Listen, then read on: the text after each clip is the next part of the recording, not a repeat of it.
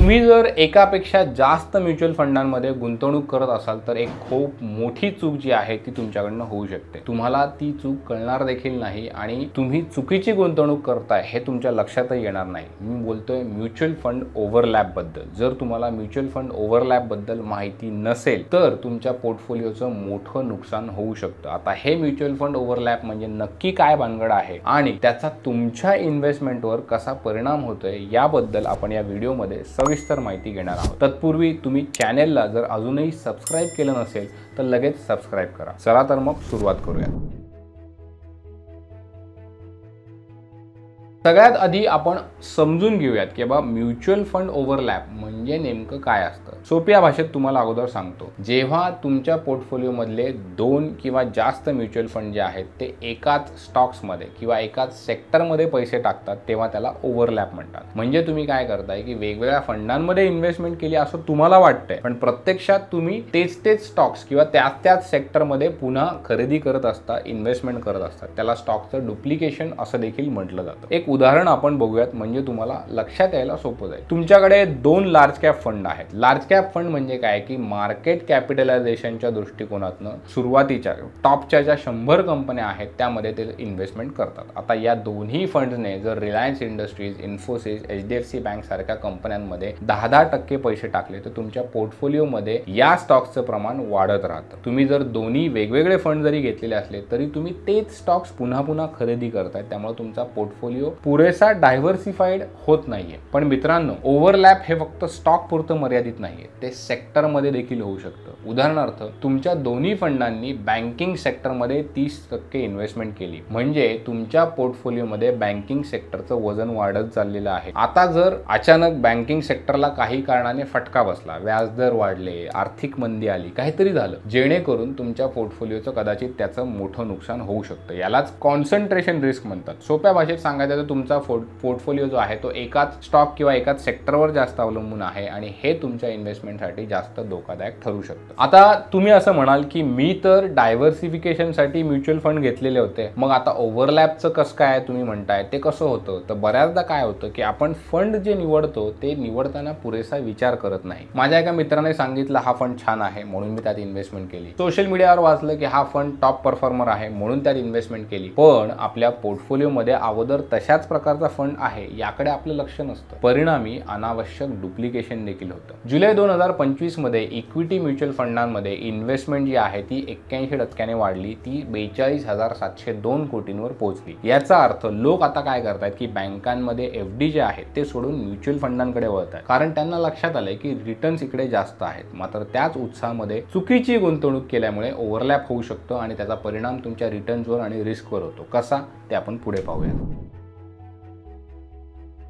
आता ओव्हरलॅप होतो तो नेमका कसा होतो याची काही ठराविक कारणं आहेत आणि ती समजून घेतल्यानं तुम्हाला तुमच्या पोर्टफोलिओमध्ये काय चुकतंय हे लक्षात यायला मदत होईल। सगळ्यात पहिलं कारण आहे ते म्हणजे एकाच कॅटेगरीमध्ये अनेक फंड्स असणे। बरेचदा आपण काय करतो की एकाच कॅटेगरीमध्ये म्हणजे लार्ज कॅप, मिड कॅप किंवा स्मॉल कॅप अनेक फंड्स आपण त्याच कॅटेगरीमधले घेत राहतो। उदाहरणार्थ तुमच्याकडे ऑलरेडी 3 लार्ज कॅप फंड असतील, त्यामुळे तुम्ही काय करताय की तिन्ही फंडांमधनं रिलायन्स पण घेताय, इन्फोसिस घेताय, TCS घेताय, HDFC घेताय, बरोबर? त्याचा परिणाम काय होतो की तुमच्या पोर्टफोलिओमध्ये तेच स्टॉक्स पुन्हा येत राहतात। ओव्हरलॅप जो आहे तो वाढत राहतो। दुसरं कारण फंड हाऊसची एकाच इन्व्हेस्टमेंट स्ट्रॅटेजी असू शकते। म्हणजे प्रत्येक फंड हाऊस आहे त्यांची खास इन्व्हेस्टमेंट स्ट्रॅटेजी असते। समजा तुम्ही एकाच फंड हाऊसच्या वेगवेगळ्या स्कीम्स घेतलेल्या आहेत, म्हणजे HDFC म्युच्युअल फंडाच्या 2-3 स्कीम घेतल्या किंवा ICICI प्रुडेन्शियलच्या 3 स्कीम घेतल्या। या ज्या सगळ्या स्कीम आहेत त्याचं मॅनेजमेंट जे आहे ते एकाच फंड मॅनेजरच्या देखरेखीखाली देखील होऊ शकत असेल। त्याची इन्व्हेस्टमेंट स्ट्रॅटेजी जी आहे ती एकसारखीच असू शकते। उदाहरणार्थ जर त्या फंड हाऊसला बँकिंग सेक्टरवर विश्वास असेल तर त्यांच्या सगळ्या स्कीम्स मध्ये बँकिंग सेक्टर जो आहे तो ओव्हरवेट असू शकतो, वजन त्याचं जास्त असू शकतं। त्यामुळे तुमच्या पोर्टफोलिओमध्ये बँकिंग सेक्टर ओव्हरलॅप होतं। तिसरं कारण आहे मार्केट ट्रेंड्स। काही सेक्टर्स असतात किंवा काही स्टॉक्स जे असतात ते काही काळासाठी खूप लोकप्रिय असतात। 2024-25 जर तुम्ही पाहिलं तर IT आणि बँकिंग सेक्टर खूप चर्चेत होते। अशा वेळी बरेच फंड मॅनेजर या सेक्टरमध्ये जास्त इन्व्हेस्टमेंट करतात कारण त्यांना तिथे चांगले रिटर्न्स मिळण्याची शक्यता असते। पण यामुळे तुमच्या पोर्टफोलिओमध्ये त्या सेक्टरचं प्रमाण जे आहे ते अनावश्यकपणे वाढतं आणि ओव्हरलॅप होतं. चौथं कारण आहे ते म्हणजे नवीन फंड ऑफर्स, NFO ज्याला आपण म्हणतो. अनेकदा नवीन फंड ऑफर्स येतात आणि लोक त्याच्याकडे आकर्षित होतात कारण त्याचं मार्केटिंग जे आहे ते चांगलं झालेलं असतं. पण या नवीन फंडचा पोर्टफोलिओ जो आहे तो तुमच्या आधीच्या फंड सारखा असू शकतो. उदाहरणार्थ जर तुमच्याकडे आधीच एक लार्ज कॅप फंड असेल आणि आता तुम्ही नवीन लार्ज कॅप फंडचाच NFO जर विकत घेतला तर तुमच्या पोर्टफोलिओमध्ये ओव्हरलॅप वाढण्याची शक्यता आहे. पाचवं कारण आहे ते म्हणजे फंड मॅनेजरचं बायस असणं. काही फंड मॅनेजर्सला विशिष्ट स्टॉक्स किंवा सेक्टर्सवर जास्त विश्वास असतो. उदाहरणार्थ जर एखाद्या फंड मॅनेजरला फार्मा सेक्टरवर विश्वास असेल तर त्याच्या सगळ्या स्कीममध्ये फार्मा सेक्टरचं वजन जास्त असेल. त्यामुळे तुमच्या पोर्टफोलिओमध्ये फार्मा सेक्टरचं ओव्हरलॅप देखील होऊ शकतं. आता पोर्टफोलिओ ओव्हरलॅप होतोय की नाही हे कसं ओळखायचं हे तुम्हाला माहिती पाहिजे, बरोबर? कारण ते जर तुम्हाला माहिती नसेल तर तुम्ही मग शोधणार कसं की बाबा नक्की आपलं कुठे चुकतंय. सगळ्यात अगोदर काही ऑनलाईन टूल्स आहेत, काही ऑनलाईन स्क्रीनर्स आहेत, त्याचा वापर करायला तुम्ही शिका. आजकाल अनेक वेबसाईट्स आहेत, ॲप्स आहेत जे तुम्हाला म्युच्युअल फंड ओव्हरलॅप तपासण्यासाठी मदत करतात. उदाहरणार्थ तुम्हाला जर द्यायचं झालं तर मॉर्निंग स्टार आहे, व्हॅल्यू रिसर्च आहे किंवा मनी कंट्रोल सारख्या प्लॅटफॉर्मवर तुम्ही तुमच्या फंडांची नावं टाकली की ते तुम्हाला सांगतील की तुमच्या फंडामध्ये किती स्टॉक्स किंवा किती सेक्टर जे आहेत ते सारखेच आहेत. इतकंच नाही तर ते तुम्हाला दाखवतील सुद्धा की प्रत्येक स्टॉकचं वेटेज किती आहे आणि कोणते स्टॉक्स जे आहेत ते वेगवेगळे आहेत. त्यानंतर तुम्ही फंडाच्या फॅक्टशीट ज्या आहेत त्या तपासल्या पाहिजेत. प्रत्येक म्युच्युअल फंड दर महिन्याला त्यांचे पोर्टफोलिओ डिस्क्लोजर तुम्हाला पाठवतो, ईमेलवर येतं. ते याला फंडाचं फॅक्टशीट असं म्हणतात. तुम्ही तुमच्या फंडाच्या फॅक्टशीट्स डाउनलोड करा. त्या एक्सेल शीटमध्ये जाऊन कोणत्या स्टॉक्समध्ये इन्व्हेस्टमेंट आहे, कुठल्या सेक्टर्समध्ये इन्व्हेस्टमेंट आहे हे तुम्ही स्वतः तपासू शकता. जर दोन फंडांमध्ये 50% जास्त स्टॉक्स किंवा सेक्टर्स समान असतील तर तुमच्या पोर्टफोलिओ जो आहे तो ओव्हरलॅप आहे असा त्याचा अर्थ होतो. आता ओव्हरलॅप तपासताना एक गोष्ट लक्षात ठेवा, ते इंग्लिशमध्ये म्हणतात ना की don't compare apples with oranges. तसं करू नका. म्हणजे लार्ज कॅप फंडाची तुलना जी आहे ती स्मॉल कॅप फंडाशी करू नका, कारण या दोन्ही इन्व्हेस्टमेंट ज्या आहेत त्याच्या स्ट्रॅटेजीज वेगवेगळ्या असतात. लार्ज कॅप फंडाची तुलना फक्त लार्ज कॅप फंडाशीच करा,